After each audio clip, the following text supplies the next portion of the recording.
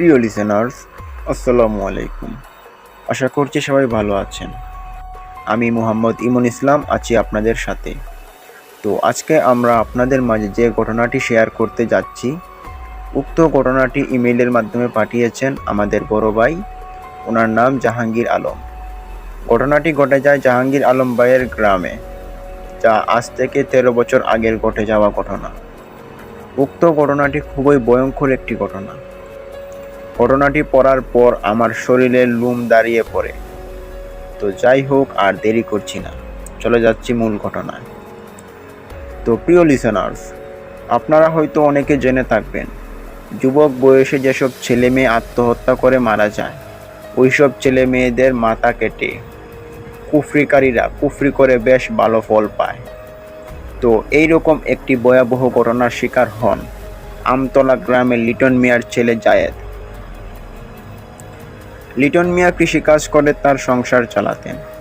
খুব বেশি দরিদ্র হওয়ার কারণে লিটন মিয়া ভালো কোনো বাড়ি বানাতে পারেননি এবং তার 3 ছেলে থেকে এক ছেলেকেও বিয়ে দিতে পারেননি। এইরকম ব্যর্থতায় লিটন মিয়া খুবই দুঃখিত। তো লিটন মিয়ার 3 ছেলের মধ্যে জায়েদ ছিল মেজো ছেলে। কোনো এক সময়ে জায়েদ বিয়ে করার জন্য তার পরিবারকে খুব জোর চাপ দেয় এবং তাকে বিয়ে না করালে সে আত্মহত্যা করবে এরূপ ভয় দেখায় তার পরিবারকে। তো ছেলের মুখে এমন কথা শুনে লিটন মিয়া খুব টেনশনে পড়ে গেলেন। তিনি ভাবতে লাগলেন, এখনও একটা ভালো বাড়ি বানানো হয়নি, আর তাছাড়া তার আরেকটা বড় ভাই রয়েছে, তার এখনও বিয়ের বাকি। তো এইরূপ অনাকাঙ্ক্ষিক অবস্থায় লিটন মিয়ার আর কিছুই করার থাকে না। তার ছেলে জায়েদকে সান্ত্বনা স্বরূপ বোঝাতে থাকেন, কিন্তু তার ছেলেকে কোনোভাবেই বোঝানো সম্ভব ছিল না। সে বিয়ে করতে চায় মানে বিয়ে করবেই, কিন্তু সে নিজে নিজে বিয়ে করবে এরূপ ব্যবস্থাও তার ছিল না, কারণ সে ছিল বেকার। আর একটা বেকার ছেলের হাতে তো কোনো মেয়ের বাবাই তার মেয়েকে তুলে দিতে চাইবেন না। তো জায়েদ তার পরিবারকে বলার পরও যখন বিয়ে দিচ্ছে না, তখন সে বাজে নেশায় আসক্ত হয়ে পড়ে। বাজে বন্ধু বান্ধবদের সাথে ঘোরাঘুরি করে এক পর্যায়ে লিটন মিয়ার ছেলে জায়েদ পুরো এলাকার দুর্নাম কামিয়ে নেয়। তো এইভাবে চলতে থাকে বেশ কিছুদিন। এইরূপ চলার পর একদিন সকালে লিটন মিয়া ঘুম থেকে উঠলেন তার গোয়ালঘর থেকে গরু বের করবেন বলে। তো লিটন মিয়ার ছেলে জায়েদের ঘর ছিল তাদের গোয়ালঘরের সাথেই, একবারে ঘেঁষে রয়েছে এমন অবস্থা। তো ওই দিন লিটন মিয়া এক নজরে উকি দিলেন তার ছেলে জায়েদের ঘরের ভিতরে। তখন তিনি এক নজরে দেখতে পেলেন একটা মানুষ আকৃতির কেউ ফাঁসি অবস্থায় ঝুলে রয়েছে। এই রকম ভয়ঙ্কর অবস্থা দেখে লিটন মিয়া মাথা ঘুরে পড়ে যান এবং সাথে সাথেই লিটন মিয়ার বাড়ি থেকে কিছু মানুষ বের হয়ে লিটন মিয়ার এরূপ অবস্থা দেখে তাকে আগে জ্ঞান ফিরান। তো জ্ঞান ফিরানোর পরই লিটন মিয়া দেখালেন তার ছেলে জায়েদের দরজার দিকে। সবাই তার ছেলেকে ডাকতে শুরু করলেন। তো কেউ দরজা খুলেনি বলে সবাই দরজাটা ভেঙে দিলেন। ভেঙে দিয়ে সবাই ঘরে ঢুকে দেখলেন লিটন মিয়ার ছেলে জায়েদ ফাঁসি অবস্থায় ঝুলে রয়েছেন। এইরূপ অবস্থায় সবাই ভয় পেয়ে গেলেন এবং সবাই ঘর থেকে বের হয়ে গেলেন।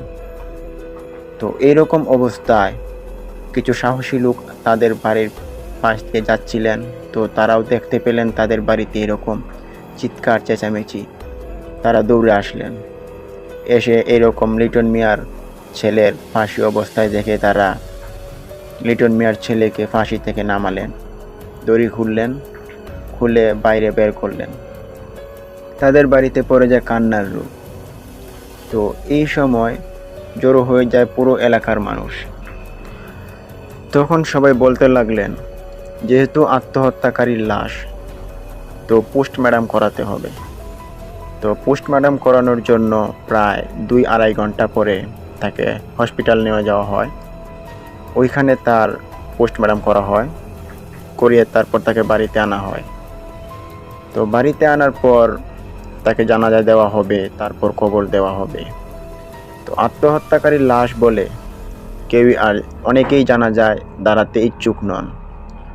তো যাই হোক, কোনোভাবে জানাজাটি সম্পন্ন হলো এবং লিটন মিয়ার ছেলে জায়েদকে কবর দেওয়া হলো। তো কবর দেওয়ার পর সবাই বাড়ি ফিরলেন। ওই দিন রাতটি ছিল মঙ্গলবার রাত। তো ওই গ্রামে একটা তান্ত্রিক থাকতো। তান্ত্রিকটি বেশ পুরনো একটা তান্ত্রিক, যিনি কিনা অনেক কুফরি কাজে লিপ্ত থাকেন। তো উনি ওই দিন কাজটি করেন, যিনি কিনা রাত্রিবেলা কবরটি খুঁড়েন, লিটন মিয়ার ছেলে জায়েদের কবরটি খুঁড়ে লিটন মিয়ার ছেলের মরদেহ থেকে মাথা কেটে নেন এবং কেটে নিয়ে তিনি ওইটা দিয়ে কুফরি করা শুরু করেন। এবং ওই অবস্থায় তার মাথা কেটে আবার তাকে পুঁতে দিয়েছিল। তো পুঁতে দেওয়াতে সকালে কিছু লোক ওই দিকে যাওয়ার সময় তারা বুঝতে পেল যে কবরের মধ্যে কিছু একটা গন্ডগোল হয়েছে, কেননা তারা কবর দিয়েছিল খুব সুন্দরভাবে, খুব সুন্দর আকৃতি কবরের শেপ রেখেছিলেন।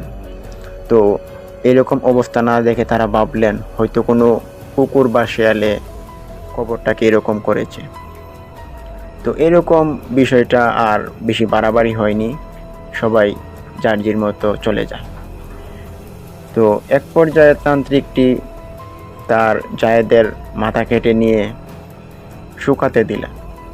তো বেশ কিছুদিন পর জায়েদের মাথাটি একটি কঙ্কাল রূপে পরিণত হয়। তখন ওই তান্ত্রিকটি শুরু করেন তার আসল তন্ত্রমন্ত্র, এবং ওই পর্যায়ে তান্ত্রিকটি ভালো ফলন পাওয়ায় তার কাছে অনেক মানুষ ভিড় করে।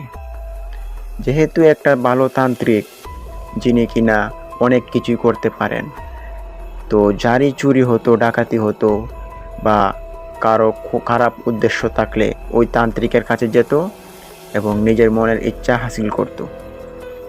তো তান্ত্রিকটি সাধারণত একটা মাথা দিয়ে এরকম তন্ত্রমন্ত্র করতেন। তো অনেকেই দেখতে পেলেন যে তান্ত্রিকের হাতে একটা মানুষের মাথা, কিন্তু মানুষের মাথাটা কার মাথা এইটা কিন্তু কেউ জানে না। তো যাই হোক, তান্ত্রিক এইভাবে মানুষকে দিয়ে তন্ত্রমন্ত্র পড়ে সে বেশ ইনকাম করে। এরূপ চলাকালীন পর কিছুদিন পর একদল যুবক তাদের গ্রামের মধ্যে শান্তি শৃঙ্খলার জন্য তান্ত্রিকের কাছে যায় এবং গিয়ে বললেন যে, তান্ত্রিক, আমরা তো গ্রামের মধ্যে শান্তি শৃঙ্খলা চাই, তো আমরা এখন কি করণীয়? আপনি কিছু আমাদেরকে উপায় বের করে দেন। তো তখন তান্ত্রিকটি যুবকগুলোর কথা খুব ভালো করে শুনেন এবং তিনি যথাযথভাবে চেষ্টা করেন ওইগুলোকে কভার দেওয়ার জন্য। তো এক পর্যায়ে দুইজনের চোখ যায় ওই কাটা মাথাটির উপরে। তো এইরকম একটা মাথা এই তান্ত্রিকের ঘরে রয়েছে, এইটা দেখে যুবকরা সবাই ভয় পেয়ে যায় এবং তারা ভাবতে লাগলো যে মাথা দিয়ে তিনি কি করেন, আবার ওই মাথাটা কই পেলেন। তো এরূপ অবস্থায় যুবকদের আর কিছুই করার ছিল না, তারা জিজ্ঞেস করে ফেললেন তান্ত্রিককে যে, তান্ত্রিক বাবা, আপনি ওই মাথাটা কোথায় পেলেন এবং ওই মাথাটা দিয়ে কি করেন? তখন তান্ত্রিক উত্তরে কিছুই বললেননি।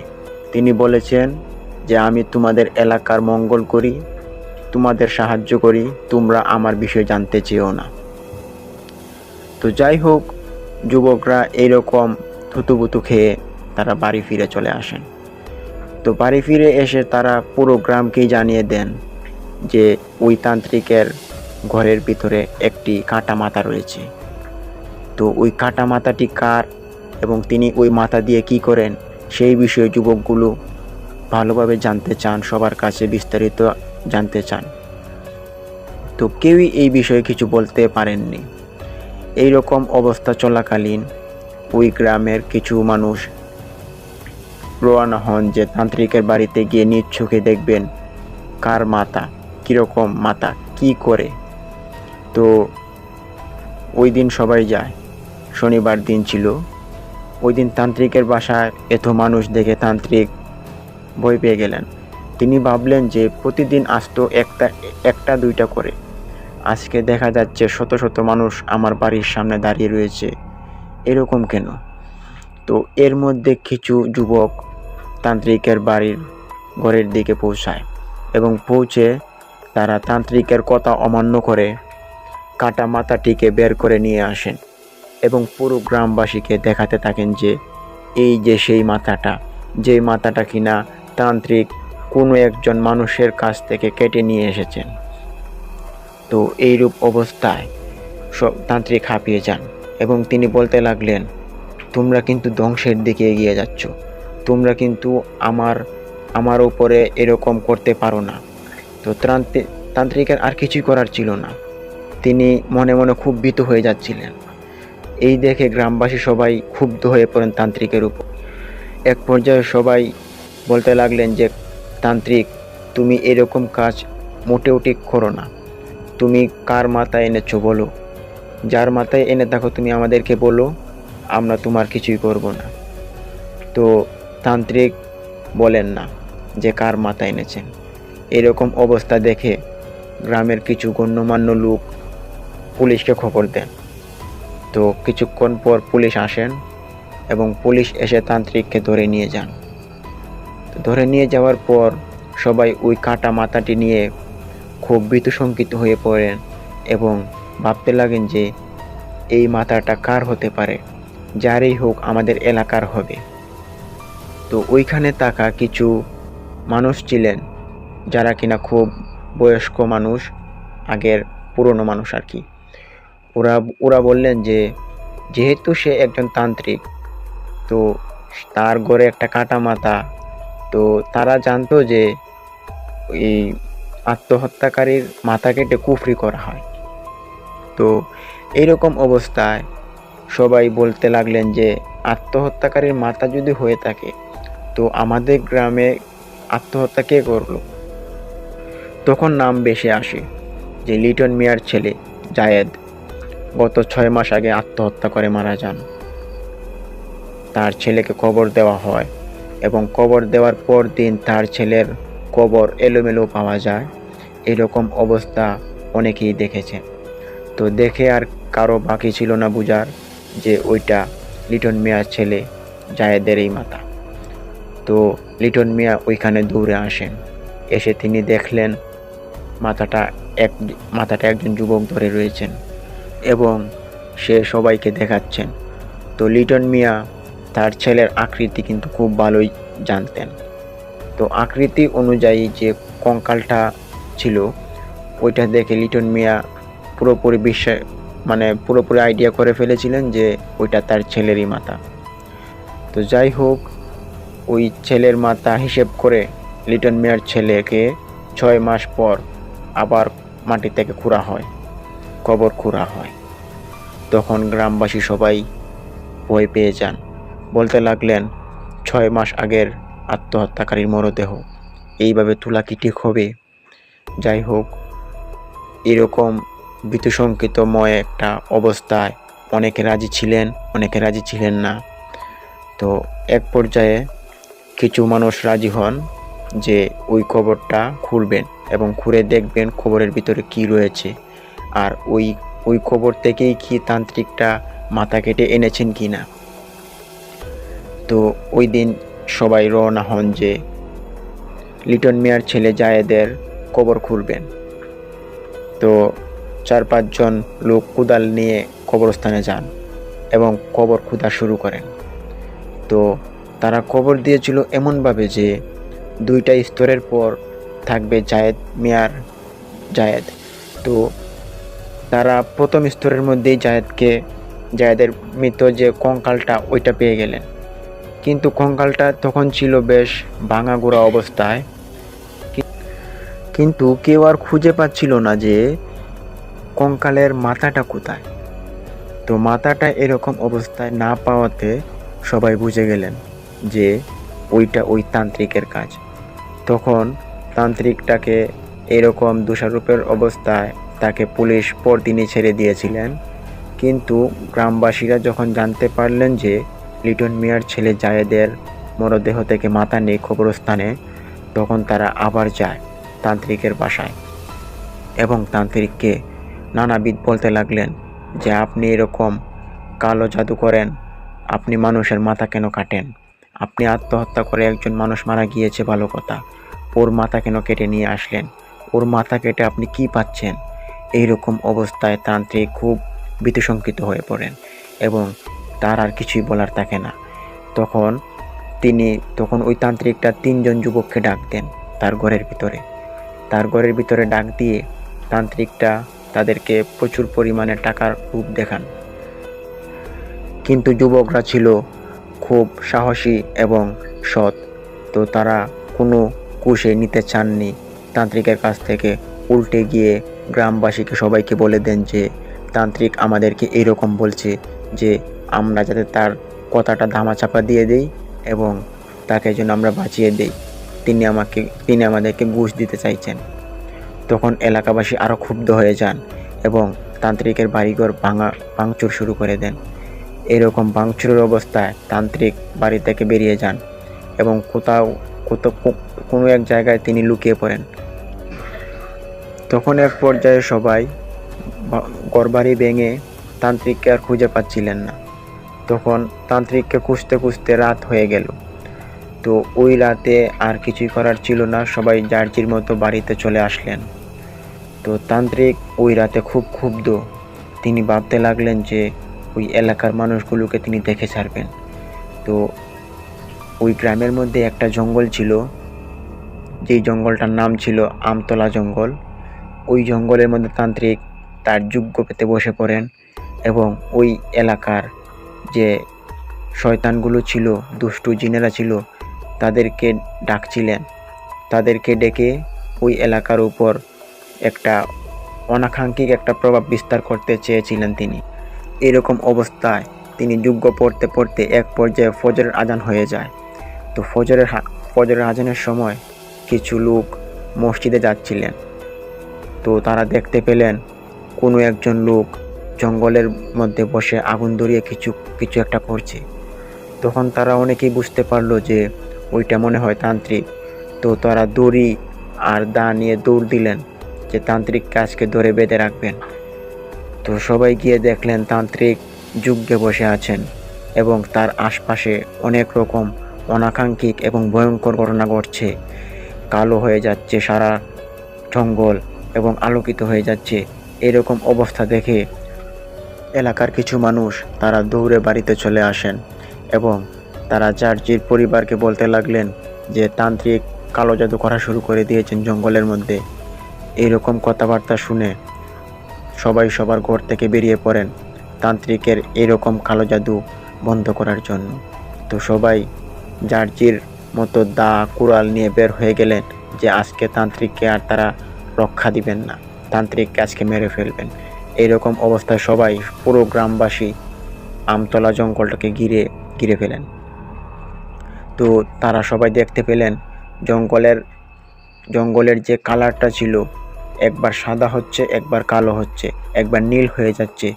এরকম অবস্থা দেখে আমতলা জঙ্গলের ভিতরে আর কেউ প্রবেশ করে না।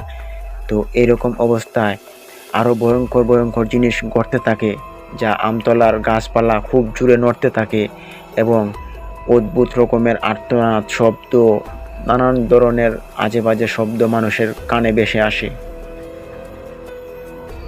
এইরূপ অবস্থায় সবাই ভয়ে ভয়ে থাকেন এবং ফজরের নামাজ হয়ে যাওয়ার জন্য সবাই নামাজ পড়ে আবারও চলে আসেন ওই আমতলা জঙ্গলের চারদিকে। তো সবাই ভাবলেন যে আজকে তান্ত্রিক তো কোনোভাবে আমতলা জঙ্গল থেকে বের হবেন, তখন তাকে সবাই ধরবেন। তো এরকম অবস্থায় মসজিদ থেকে ফিরে আসা কিছু যুবক, তারা ছিল খুব সাহসী এবং শক্ত জ্ঞানী লোক। তারা ভাবলো যে আমরা এখন নামাজ পড়ে এসেছি, তান্ত্রিক আমাদের কিছুই করতে পারবে না।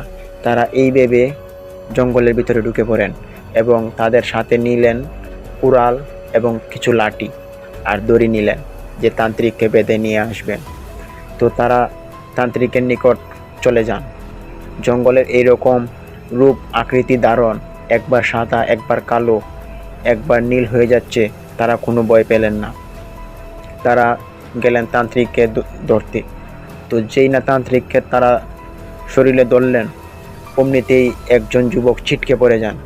এইরকম অবস্থা দেখে ওই যুবকটাকে সবাই ধরেন গিয়ে এবং ধরে তাকে সে অজ্ঞান হয়ে যায়। তাকে জ্ঞান ফেরানোর জন্য তার চোখে পানি ছিটানো হয়। তো জ্ঞান ফেরার পর সে বলল যে তান্ত্রিককে কেউ ধরো না, তান্ত্রিকের শরীরে অদ্ভুত শক্তি রয়েছে, সবাই মরে যাবে।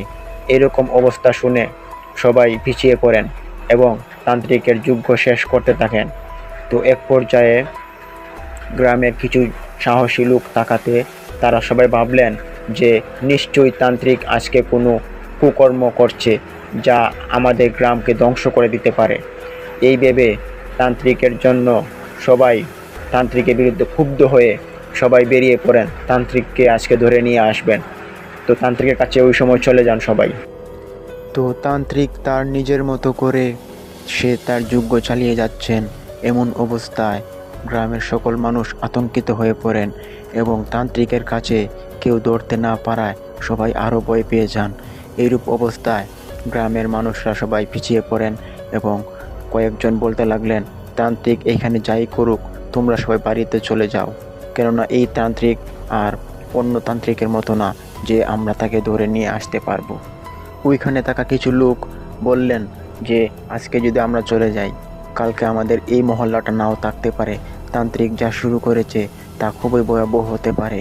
আজকে আমরা তান্ত্রিককে ক্ষুব্ধ করে দিয়েছি, কিন্তু তান্ত্রিক যদি আমাদের উপর এইভাবে রেগে যদি এরকম একটা অনাকাঙ্ক্ষিত কাজ করে ফেলে তো আমাদের কি হবে। এইটা ভেবে সবাই ভাবতে লাগলেন এবং কি করা যায়। তো জঙ্গলের আশপাশ দিয়ে মানুষ ভরা ছিল তখনও। কয়েকটা মানুষ বাড়িতে চলে গিয়েছিল আর অধিকাংশ মানুষ এই জঙ্গলের আশপাশে ঘিরেছিল। আমতলা জঙ্গলটা বেশি বড় না হওয়ায় মানুষ আর বেশি কয়েকটা মানুষই আর কি জঙ্গলটা ঘিরা হয়ে পড়ে। তো এক পর্যায়ে দেখা গেল যে তান্ত্রিকের যজ্ঞ শেষ হচ্ছে, কিন্তু এলাকার মধ্যে ওই জঙ্গলটার মধ্যে একটা ভয়াবহতা সৃষ্টি হচ্ছে। তো ওই দিন খুব জোর বৃষ্টি বাতাস ছিল। এরকম অবস্থায় তান্ত্রিককে আর কেউ ধরতে পারেননি, সবাই বাড়িতে চলে যান। এরূপ বৃষ্টি আসার কারণে সবাই বাড়িতে চলে যান এবং বাড়িতে গিয়ে সবাই চিন্তা করতে লাগলেন, হায়রে আমাদের মহল্লার আজ থেকে কী না জানি হয়। এরকম চিন্তা ভাবনা সবাই ভেঙে পড়েন এবং গ্রামের গণ্যমান্য সকল লোকেরা সবাই মেঘ কমার পর সবাই একটা মিটিং ডাকেন যে ওই মিটিংয়ের মধ্যে তান্ত্রিকের বিরুদ্ধে কিছু একটা রায় ঘোষণা করা হবে। তো তখনও তান্ত্রিককে পাওয়া যাচ্ছিল না। তো সবাই এক পর্যায়ে মিটিং শেষ করা হলো এবং মিটিংয়ের রায়টা ছিল এমন যে তান্ত্রিককে যেভাবেই পাওয়া হোক তান্ত্রিককে পুলিশের হাতে তুলে দিতে হবে।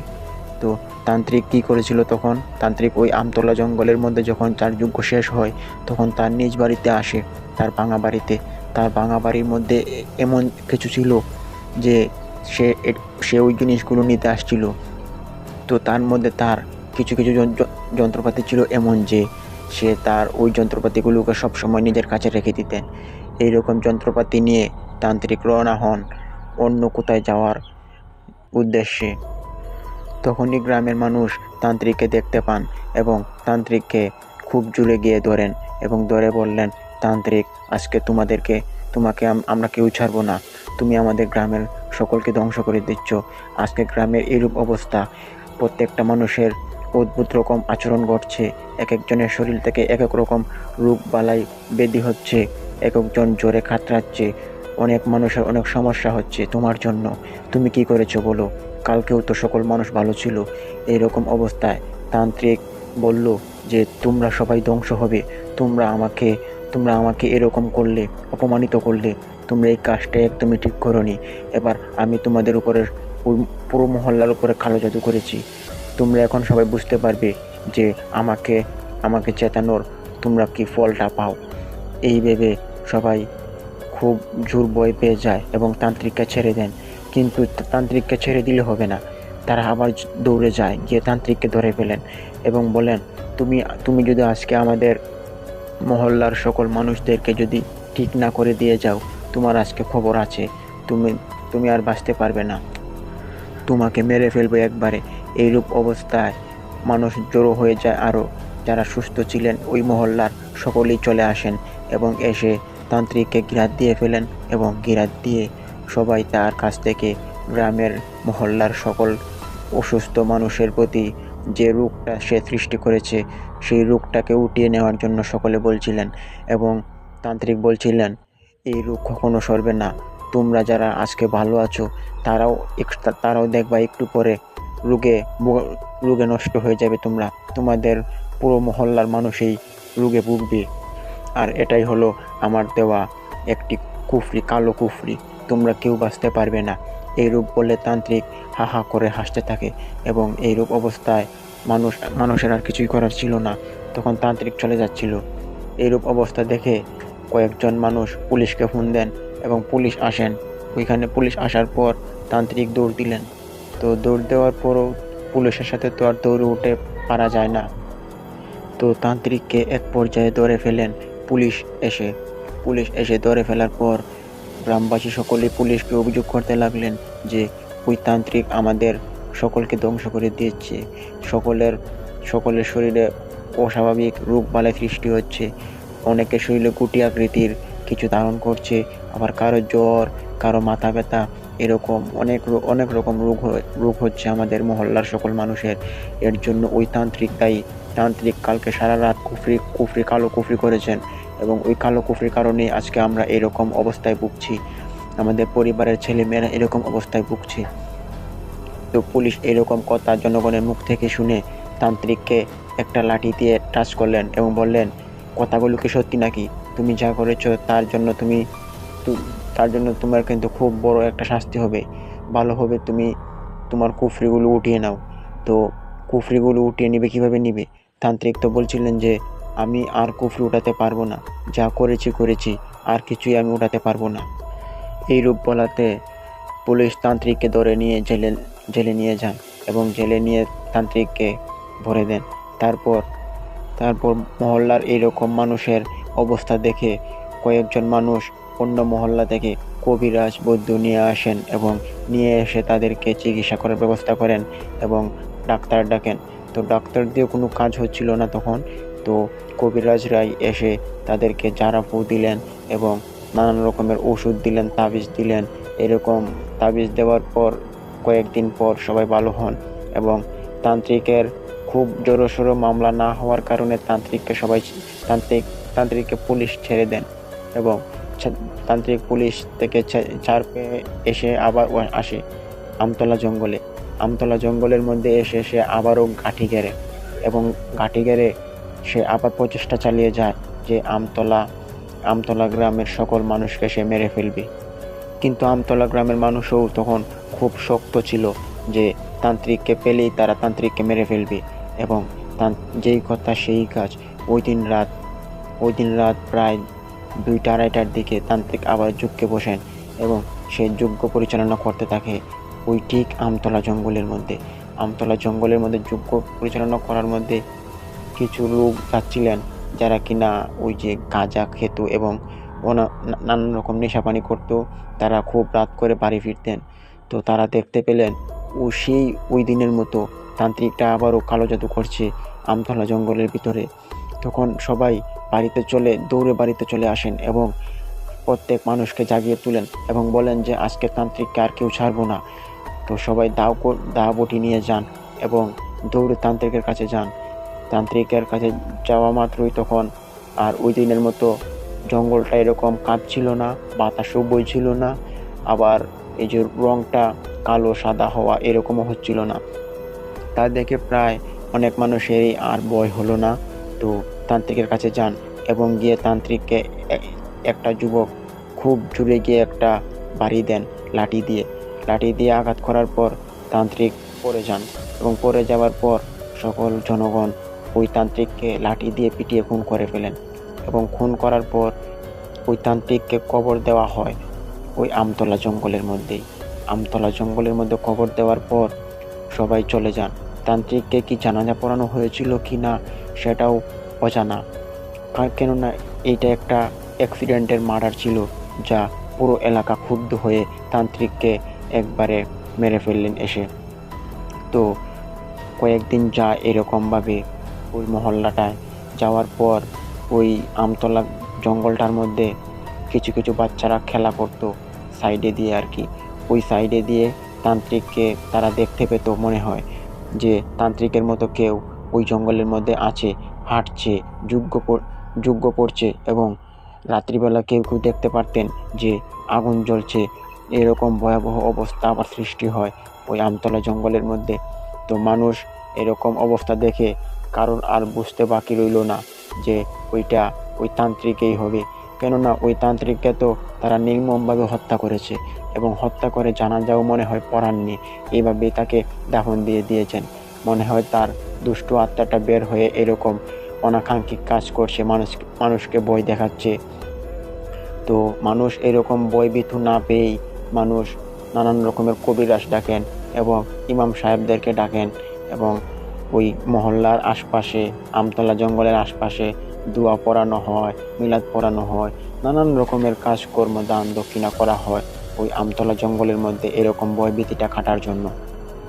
কিন্তু এইরকম একটা এত বড় তান্ত্রিক, তাও আবার এরকম হত্যা করে মারা হয়েছে, সেটা কি আর চারটিখানি কথা? সেটা কি বললেই কি চলে যাবে? তো এরকমভাবে চলতেই থাকে, তারা দেখতেও থাকে এবং ভয়ও পেতে থাকে। এক পর্যায়ে ওই আমতলা জঙ্গলের আশপাশ দিয়ে ওই আমতলা মহল্লার গ্রামবাসী যাওয়াই নিষিদ্ধ করে দিয়েছেন। তারা ওইখানে বেড়া স্থাপন করে, বাঁশ দিয়ে বেড়া কাটেন এবং ওই বেড়ার ওই পাশ দিয়ে আর চলাচল করবে না তারা নিয়ত করে থাকেন। তো যখন এরকমভাবে চলতে থাকে তখন আর ওই দিকে কেউ যায় না। তো তান্ত্রিকের যে দুষ্টু আত্মাটা ছিল সেই আত্মাটা জঙ্গল থেকে বেরিয়ে আসে এবং ওই বেড়াটার ওই পাশে থাকেন এবং বাচ্চা ছেলে মেয়েরা খেলা করলেই তাদেরকে নিয়ে উল্টাপাল্টা কাজকর্ম করতো। কোনো বাচ্চাদেরকে মানে পানিতে ফেলে দিত, খালে ফেলে দিত। কেউ যদি এই পুলের উপর বসে থাকতো তারাও হঠাৎ করে পড়ে যেত পানির মধ্যে, কিন্তু কীভাবে পড়তো কিন্তু কেউ জানতো না। কেউ বিশ্লেষণ করলে ভাবতো যে মনে হয় আমাদের মাথা ঘুরে পড়ে গিয়েছে। এবং যারা ওই আমতলা গ্রামের মধ্যে তান্ত্রিকের কবর দিয়েছিলেন তারাই একমাত্র বুঝতে পারেন যে ওইটা নিশ্চয়ই তান্ত্রিকের আত্মা হবে। তান্ত্রিকের দুষ্ট আত্মা মানুষের সাথে এইরকমভাবে খেলা করে যাচ্ছে। তো এরকম তো চললে মহল্লার গ্রামবাসী কেউ আর রক্ষা পাবে না। সবার সাথে যদি এরকম দুষ্টুমি চলতে থাকে, শয়তানি চলতে থাকে, তো মানুষ একদিন আর হাটপিল করে মারা যাবে। এরকম মহল্লার মধ্যে মানুষ আর থাকতে চাইবে না।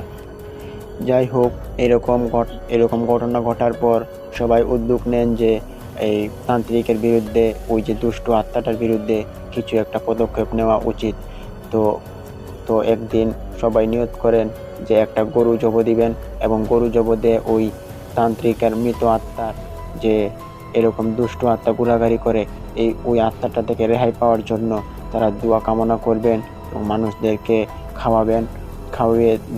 খাওয়িয়ে মনে করেন এই যে দোয়া কেরাত পড়বেন। তো যেই কথা সেই কাজ। শুক্রবার দিন ছিল, সবাই নামাজ পড়ে দাওয়াত খেতে বসলেন। বিশাল বড় একটা গরু জব দেওয়া হয়েছিল। ওই গরু দিয়ে অনেক মানুষ, প্রায় আমতলা গ্রামের সকল মহল্লাবাসীকেই দাওয়াত খাওয়ানো হয়। পাশের গ্রাম থেকেও কিছু মানুষ নিয়ে আসা হয়।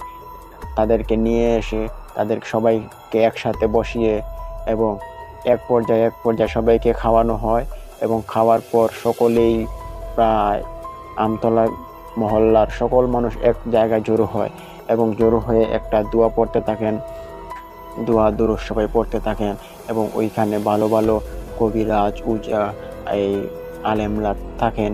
তারা সকলেই সমাপ্তি ঘটার জন্য তারা সকলে আপ্রাণ চেষ্টা করছেন, দোয়া করছেন। তো এরকম এক পর্যায়ে চলতে সন্ধ্যা হয়ে যায় দোয়া পড়তে। তো সন্ধ্যা হয়ে যাওয়ার কারণে দোয়াটা সমাপ্তি করে দেন এবং দোয়া সমাপ্তি করার পর সকলেই যার যার মতো বাড়ি ফিরে যান। এবং ওই দিনের পর থেকে মানুষ আসা যাওয়া করেন আমতলা গ্রামের ওই দিকে। কিন্তু ওই আমতলা গ্রামের যে জঙ্গলটা ছিল, ওই জঙ্গলটার যে বেড়া দিয়েছিল ওরা, ওই বেড়াটা এখনো খুলেনি। তো বেড়াটা মনে হয় এখন খুলে গিয়েছে। তো যাই হোক, আমতলা গ্রামের জঙ্গলের ওই দিকে এখন মানুষ কমই যায় এবং ওই আমতলা গ্রামের জঙ্গলটা খুব ঘন ঝোপঝাড়ে ভরে গিয়েছে এবং মানুষ ওইখানে ভয় পায়, যায় না। আর প্রথম চরিত্র যে ছিল লিটন মিয়াও ওই গ্রামের, ওই মহল্লার একটা খুব গণ্যমান্য একটা লোক ছিলেন।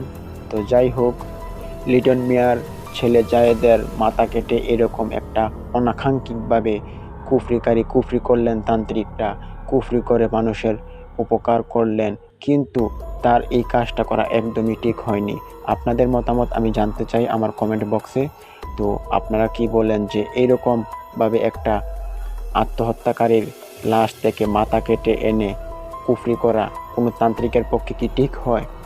তা আপনারা কমেন্ট বক্সে আমাকে জানাবেন। তো প্রিয় বন্ধুরা, আজকে এইখানেই আমার ঘটনা শেষ করছি।